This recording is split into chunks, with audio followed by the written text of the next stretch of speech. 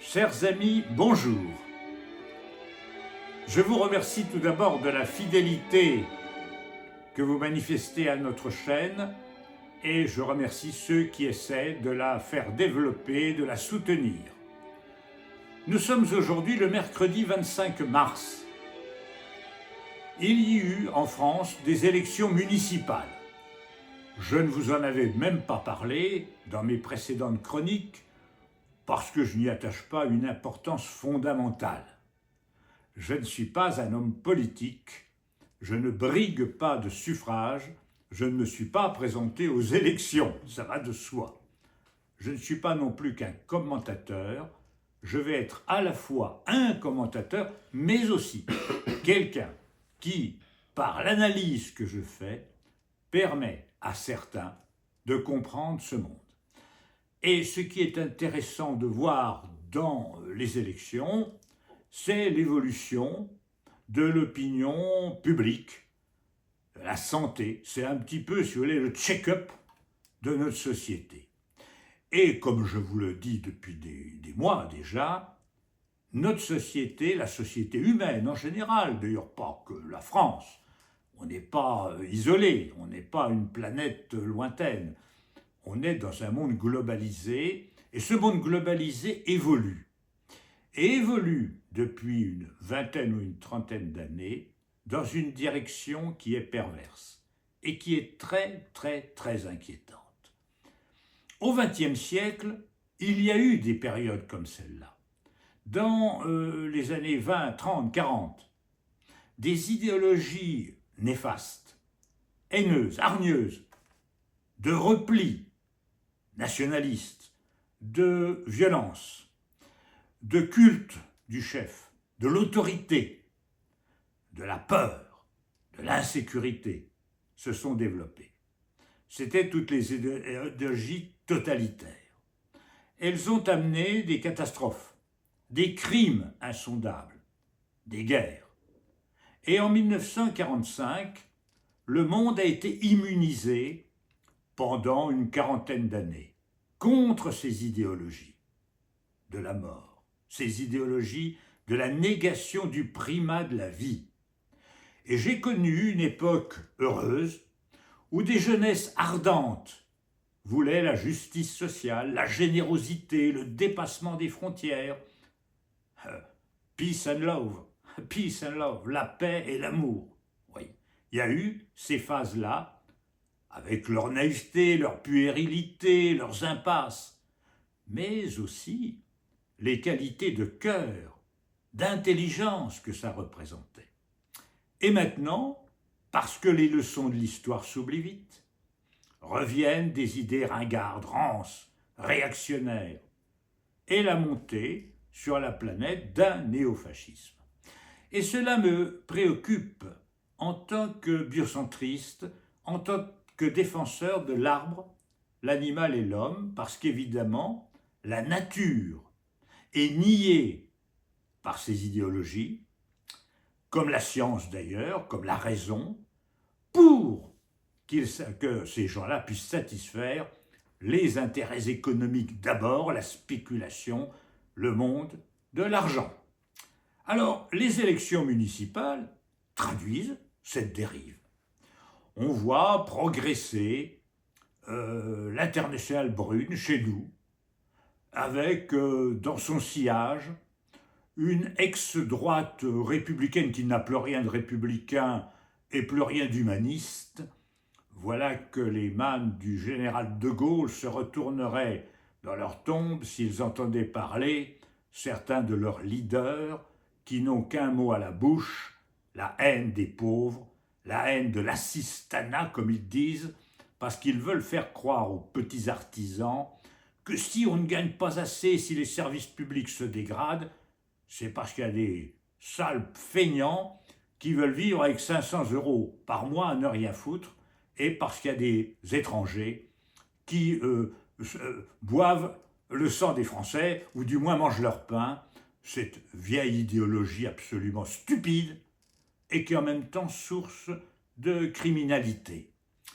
Parce que ce ne sont pas les pauvres qui sont à l'origine des problèmes de notre société, c'est au contraire la plutocratie qui a voulu tout privatiser les profits et laisser à la charge de la collectivité ce qui coûte, d'où la situation que nous connaissons au niveau budgétaire. Bien, eh bien on voit que les élections municipales montrent ce que je vous disais déjà, à savoir qu'il y a cette évolution déplorable de notre société et que l'heure n'est plus à la générosité, à l'ouverture, à l'accueil de l'autre, à la bienveillance, au souci du soin, et que l'on va vers des crispations. Alors, ces gens-là se réclament du drapeau, du patriotisme, de la nation, alors qu'en fait, comme leurs devanciers des années 35-40 qui ne juraient que par Mussolini et par Hitler, ils ne jurent que par Orban, qu'ils vont soutenir, c'est-à-dire par Poutine, par Netanyahou, et par Trump, c'est-à-dire par cette internationale brune qui amène la guerre. Alors la guerre, c'est terrible. C'est terrible pour ceux qui la subissent. Et quand on lance des bombes sur un peuple, vous savez ce qui pousse à la place? De la haine. Et la haine, c'est la guerre de demain. Et loin d'assurer la sécurité des gens, le massacre de population prépare les attentats et les conflits de l'avenir. C'est pour ça qu'il y a des régions du monde qui, malheureusement, depuis des décennies, ne connaissent que la guerre et l'affrontement parce que des hommes mauvais sont au pouvoir de ces pays et n'ont pas compris que si on veut la paix, c'est pas en préparant la guerre, comme le dit un vieil adage qui est malheureusement erroné, comme un certain nombre d'adages d'ailleurs, c'est au contraire en construisant la paix, c'est-à-dire en construisant la justice et la reconnaissance de l'autre comme un être humain et pas comme un sous-homme. Il n'y a pas de sous-homme sur la terre, il n'y a que des êtres humains et je ne connais que cela. Donc, si vous voulez, ces gens, cette internationale brune fasciste, dont je viens de nommer quelques leaders, qui sont criminels, bien sûr, en fait, tirent toute l'humanité vers le néant. Pourquoi? Parce que tous les pays, y compris les pays encore démocratiques, qui ne le seront plus demain, ces pays sont condamnés à investir des sommes fabuleuses dans ce qu'ils appellent la défense, ce que je comprends, parce que face à Hitler, il ne suffisait pas de lancer des fleurs. Il fallait se défendre. Face à des Poutine et à des équivalents, il faut en effet des armes pour défendre l'humanité, la démocratie, les droits de l'homme, bien sûr. Mais le résultat, c'est qu'au lieu d'investir dans la recherche, et notamment dans la recherche médicale, pour faire reculer la maladie, la souffrance et la mort, on est condamné, l'humanité entière est condamnée à augmenter les dépenses militaires et donc à sacrifier le vivant. Tout se tient, tout se tient. Ces gens-là tirent l'humanité vers la barbarie et préparent les guerres. Alors évidemment, si demain l'internationale brune prenait le pouvoir à Paris, Moscou n'aurait plus aucune raison d'attaquer l'Europe occidentale, puisqu'ils auraient gagné par l'élection. Comme Hitler aurait pu gagner sans faire la guerre de 39-40 si Jacques Doriot avait été nommé Premier ministre, président du Conseil, on disait à l'époque, de la France, évidemment. C'est une façon de gagner la guerre aussi. C'est-à-dire de prendre, par la ruse, par la manipulation, le contrôle des autres pays. C'est ce qu'ils vont essayer de faire. Mais cela n'engendrerait pas la paix, parce que le fascisme entraîne la guerre. Et à la guerre extérieure, ils opposeront la guerre civile, c'est-à-dire entre les ethnies, entre les gens qui pensent ceci et qui pensent cela. Donc, de toute façon, nous allons vers des affrontements. Et tout ça, voyez-vous, c'est très, très, très inquiétant. Très inquiétant.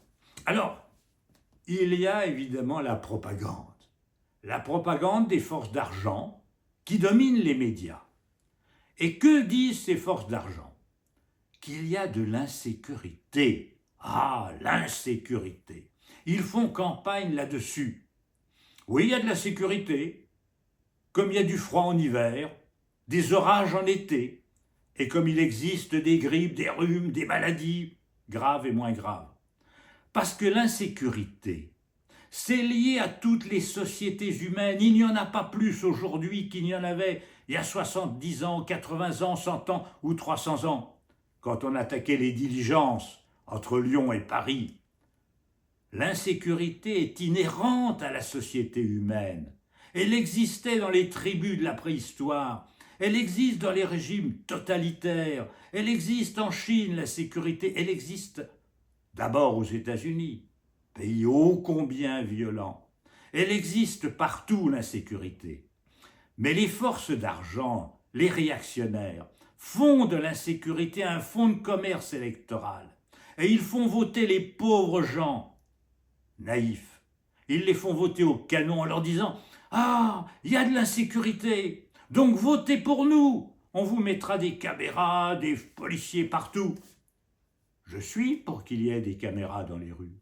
Je suis pour qu'il y ait une police républicaine qui défende les droits de l'homme. C'est indispensable. Il faut une justice qui puisse réparer les préjudices. Mais, l'insécurité est inhérente à la société humaine.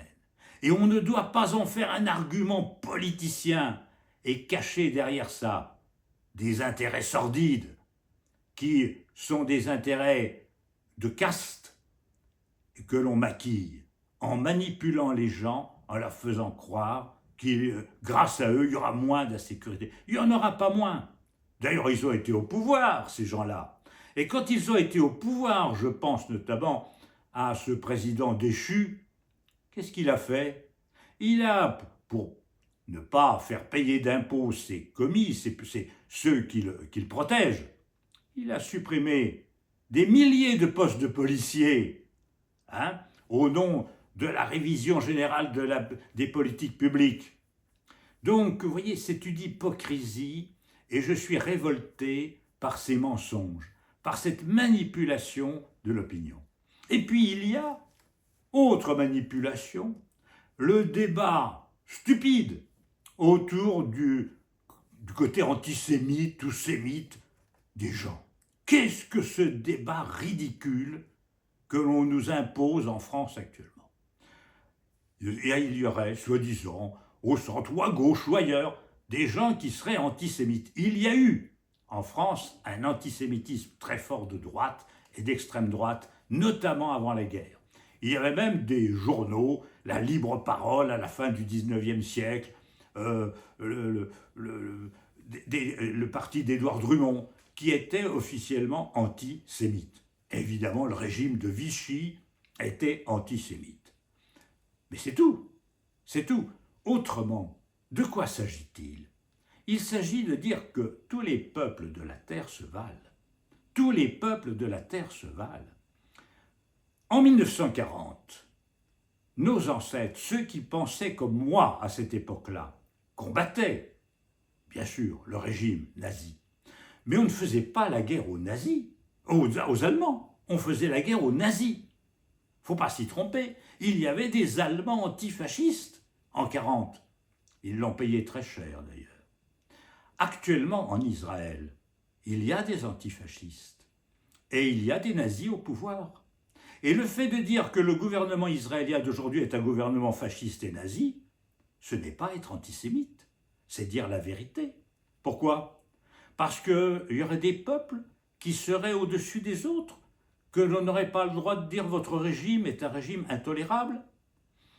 Un nazi français est un salaud, un nazi allemand est un salaud, un nazi israélien est un salaud, au même titre, au même titre. C'est ça qu'il faut comprendre, et c'est ça l'égalité. Et en France, il y a un débat stupide autour de ces questions-là. Alors je reconnais que tous sont maladroits, parce que même ceux qui défendent, par exemple, le droit des Palestiniens à être reconnus comme des hommes, tout simplement, comme des êtres humains, et qui ont raison de se battre pour cela, n'ont pas toujours l'habileté de la communication et n'expliquent pas suffisamment leur position. en disant que la question n'est pas d'être juif ou pro-juif, arabe ou pas arabe, on s'en fiche complètement, puisqu'on ne reconnaît qu'une chose, c'est l'être humain. Donc tous les êtres humains se valent. Et un salaud qui appartient à un peuple est aussi salaud que celui qui appartient à un autre. Un raciste est un raciste, quel que soit le racisme en question. C'est mal expliqué, mais ça permet à une certaine droite manipulatrice de diviser, de faire de faux débats sur des thèmes qui n'ont pas lieu d'être. Qui n'ont pas lieu d'être dans notre pays parce que ici, un homme vaut un homme. Alors, nous en sommes là. Nous en sommes là dans une situation qui est déplorable et qui va à l'encontre de l'intérêt général. J'aspire, comme un certain nombre d'entre vous, à une société qui reste une société du soin, une société de la douceur, de la bienveillance, de l'humanisme et d'une écologie éthique. Respect du vivant, c'est ça le premier impératif. Respect de tout être vivant. Et on va à l'encontre de cela. Ceux qui montent actuellement, chez nous et partout sur la planète, sont des gens qui servent la mort, qui servent la spéculation et la destruction du vivant. Voyez-vous, très concrètement, cette droite et cette extrême droite, qui sont maintenant majoritaires au niveau du Parlement européen, sont en train de détricoter tous les textes qui avaient été élaborés en faveur de la protection du vivant sur la Terre. Ils ne veulent pas qu'on puisse contrôler l'origine des bois qui proviennent des pays tropicaux, où on essaie d'empêcher la dévastation forestière. Ils retardent l'entrée en vigueur des règlements. En France, ils essaient d'étouffer toutes les normes pour permettre, non pas à des paysans, la FNSEA n'est pas dirigée par des paysans, elle est dirigée par des affairistes, des gens qui travaillent dans l'import-export, qui sont des directeurs de sociétés internationales. Ces gens-là veulent vendre du pesticide.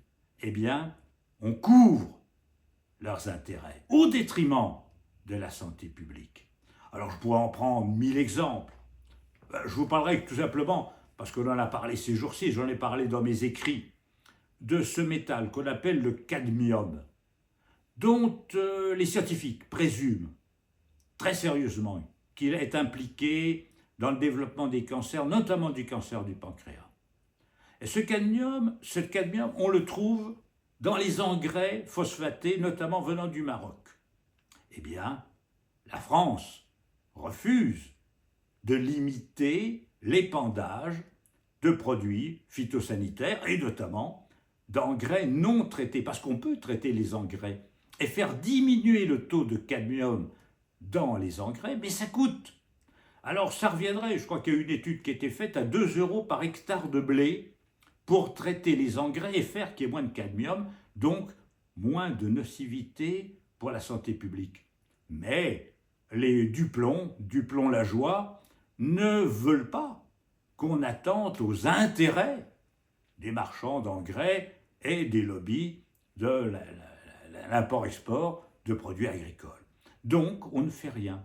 Et comme la France importe beaucoup d'engrais du Maroc, il y a une étude sérieuse qui a été faite et qui montre que les enfants français ont 6 fois plus de cadmium dans le corps que les enfants allemands ou italiens. Pourquoi ? Parce que dans ces pays-là, les engrais viennent d'ailleurs et sont moins riches en cadmium. Bon, c'est un exemple.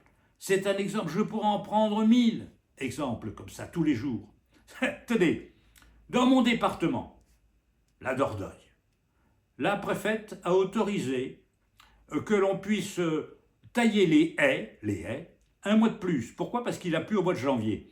Normalement, on doit cesser les tailles de haies le 15 mars pour protéger la nidification des oiseaux. Comment ? La nidification des oiseaux ? Mais comment peut-on se préoccuper des oiseaux ? Sujet, subalterne. Non. Il y a des gens qui demandent à tailler des haies au printemps. On autorise, sous le prétexte ridicule qu'il a beaucoup plu au mois de janvier. Ridicule. Voyez. Non, ce sont des petits exemples, mais des petits exemples comme ça, mes amis, il y en a des milliers partout. L'idéologie dominante actuelle, est une idéologie de négation du vivant, des droits de l'homme, qui sont remis en cause par l'internationale fasciste, des droits de la paix, des droits des peuples à dépasser leurs limites et leurs vieilles traditions, et le droit du vivant, de la faune, de la flore, des milieux naturels qui doivent être systématiquement sacrifiés aux intérêts économiques. Donc, moi j'en appelle toujours à l'unité de ceux qui s'opposent à cette montée du néofascisme.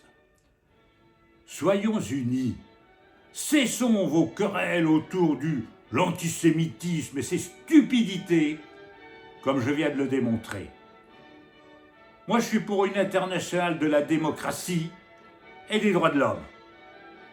Parce que les droits de l'homme, c'est les garants des droits du vivant, et c'est en dépassant les droits de l'homme que l'on peut atteindre les droits de tous les êtres vivants.